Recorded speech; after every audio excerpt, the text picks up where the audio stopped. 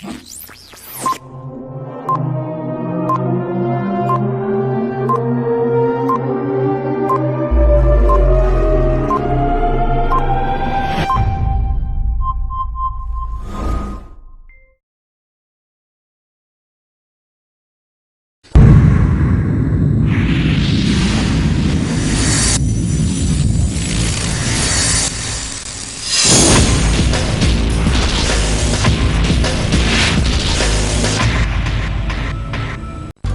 the midst of National Day celebrations, Malaysia is rocked by shocking news. In just 20 minutes, a gang of thieves steal over $3 million worth of gold bullion from the country's most secure cargo warehouse. Kejadian ini berlaku di tempat yang kawalannya ketat. Jadi untuk penetrate ke kawasan ini memerlukan satu perancangan yang baik. It's a crime unlike any other. The public was taken aback. How could this happen? The police launch a nationwide manhunt and soon realize they are up against the most cunning criminals in the country. They moved smartly. The way they talk was very smart, and the way they behaved was very smart. But with Malaysia's most renowned criminal investigators hot on their trail, the gang can only run so far. This is the story of Malaysia's most daring gold heist. Assalamualaikum and hi. My name is Ahmad Mirza Shahmi bin Nazri and I'm from KBA 243 3B. So as you can see the short video earlier, which is my chosen topic for this individual speech, I chose a topic of the chronology of one of the biggest heists in Malaysia, which is the Gang Mamak. So my target audience is for Malaysian or the crime scene lovers, where this is one of the topic, one of the cases that interest me because of the strategy and the planning of this gang for the heist that or the robbery that they have planned to do. If you have ever watched one of the well-known movies from Netflix called Money Heist, you will definitely feel amazed and also mind blown on how strategically these people come up with this kind of heist without being caught by anyone. You might say that if it is just a made up thing because it is a movie, but there is actually a particular heist that happened in real life, even in Malaysia itself. In addition, it is a gold heist and it happened in the year of 1994. The notorious gold heist actually was done by a group called Mamak Gang. This particular gang is a notorious Malaysian gang that have been active since the earlier 1990s. Originally, they specialized in breaking into factories and also warehouse, but eventually they switched to mainly carjacking and robbing motorists. The gang is most notorious for stealing around 12 million worth of gold bars from the Malaysia Airlines cargo complex at the former Subang Airport on Merdeka Day in 1994. So here, the thing is where they are really specialized and really into this heist, where they have planned this thing so perfectly without any clue for the police to chase them. So this has been considered to be one of the most daring robberies because the heist reportedly took only 20 minutes to execute, and it happens on the Independence Day of Malaysia. The impossible feat took place and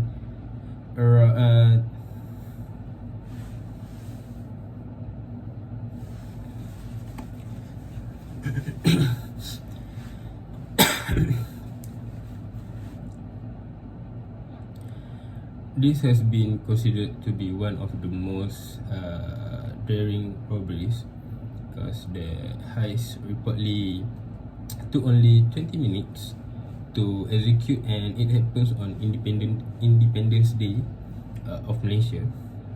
And the impossible feat took place around midnight, where everybody was celebrating the Independence Day of Malaysia. On the 31st August 1994, when the nation was celebrating its 37th Merdeka Day, it was reported that the PDRM received an alarm at 5 a.m. in the morning, and the gold bars worth of 12 million ringgit kept in the cargo of Subang International Airport have been stolen. A total of 3 security guards were found tied up, and they said that they were talking to a policeman when they were ambushed. Later, it was reported that the policeman was actually a Mamak gang. So here's the thing, because here's the interesting part where they choose the perfect day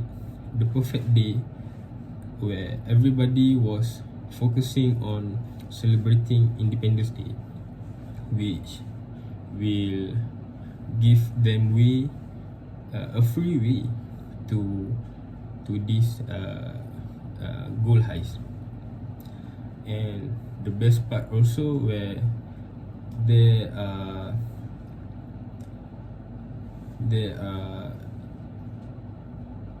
trying to be a policeman to confuse the security guard, which nobody will expect anything for a Malaysian gang to be a policeman to make a robberies.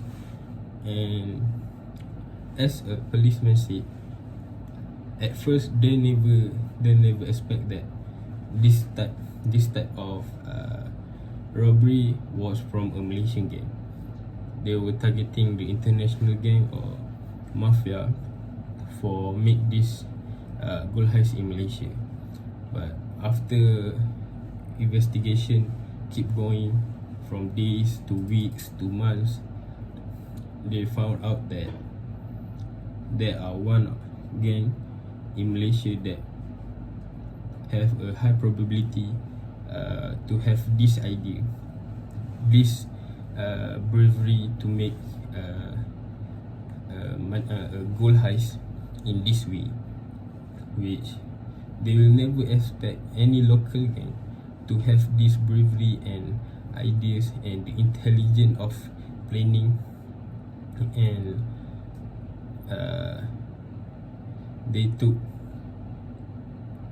just a few minutes to clear out the gold bars in the highest security guard or the highest security place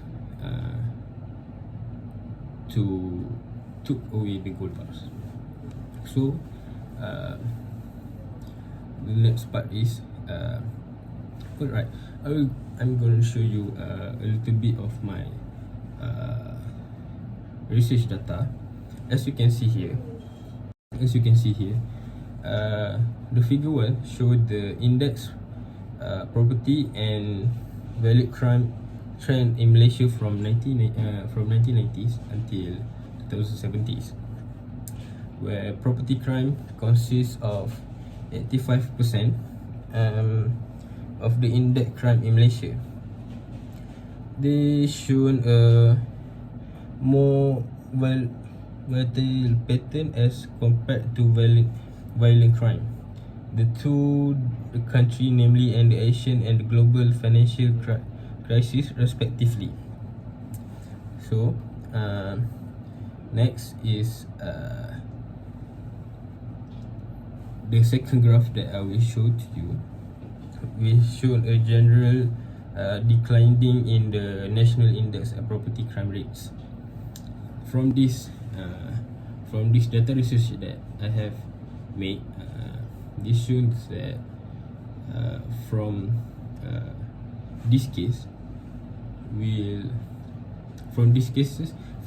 of Gang Mamak directly or indirectly affected the declining phase of the crime scenes in Malaysia, where the police credibility have increasing, where to prevent any crime scene ever happen in Malaysia anymore. So from these cases also shows that will open eyes for those who are ever planning to make a crime or to do a robberies. They have to reconsider again, because of the credibility and the power of police in Malaysia to investigate and caught them, and they have no ways to run anymore. So that's all from me. Thank you for listening.